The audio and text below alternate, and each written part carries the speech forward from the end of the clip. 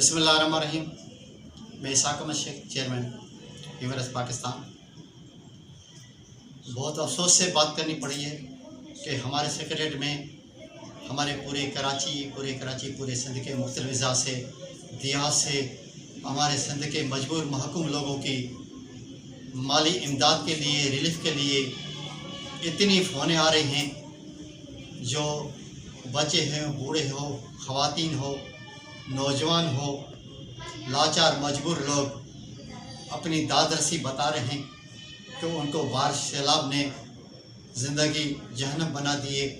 वो अभी खुले आसमान तले बेयारो मददगार बैठे हैं, जिनकी पुरसान हाल ज़िंदगी बन गई है, जिनके बच्चे बूढ़े बगैर दूध बगैर खाने के ज़िंदगी मौत के मुँह में चले जा रहे हैं, जिनको वक्त के हुकूमत ने नज़रअंदाज कर दिया है। इंतज़ामिया मफलूज हो चुकी है, जो गैर मुनसफ़ाना तरीके से तकसीम कर रही है, जिस वजह से उन्होंने अपील की है कि खुदारा हमारे लिए, इसाक शेख साहब हमारे लिए आवाज़ उठाएं, ताकि आप हमारा मसीहा बनकर कोई कराची से JDC हो, सैलानी हो, चीपा हो और दूसरे रज़ाकारन हो, वो पहुँचे और आप अपनी कैंप हमारे लिए लगाएं, ताकि हमारी कुछ मदद हो जाए।